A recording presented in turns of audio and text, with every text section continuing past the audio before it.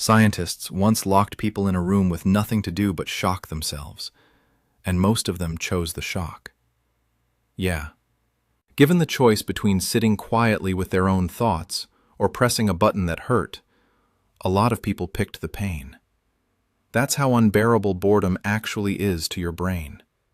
In 2014, researchers led by Timothy Wilson at the University of Virginia published a study in the journal Science. They put people alone in a room for just 15 minutes. No phone, no book, nothing. The only entertainment available was a button that delivered a mild electric shock. 25% of women and a wild 67% of men shocked themselves at least once, just to feel something other than stillness. One guy shocked himself 190 times. So why does doing nothing feel worse than pain? Neuroscientist James Dankert at the University of Waterloo has spent years studying boredom, and his research points to something surprising.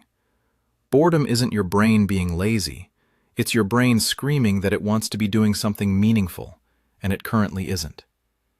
Think of boredom like hunger, but for your mind instead of your stomach. It's not a void, it's a signal.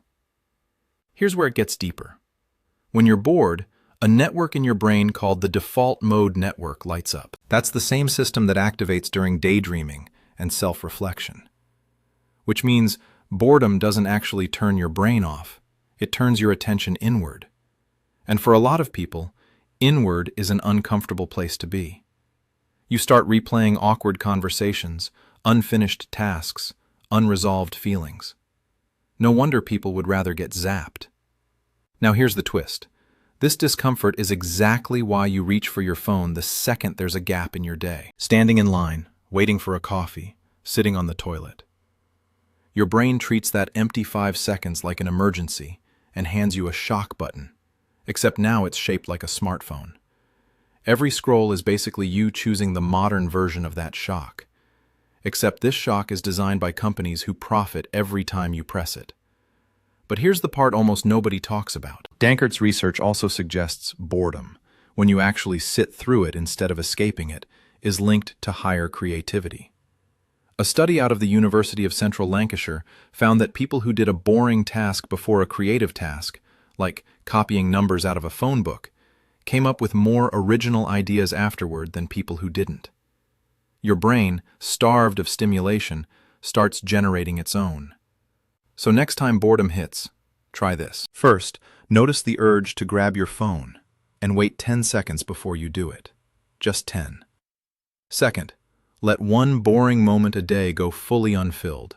No scrolling, no podcast, just you and the silence. Third, if your mind starts wandering somewhere uncomfortable, don't panic. That's the default mode network doing exactly what it's built to do. Boredom was never the enemy. It's your brain asking for something better than a shock button. And whether that something is a new idea, a memory you needed to process, or just a few minutes of actual peace, you'll never find out if you keep pressing the button. Follow for more facts your brain didn't ask for.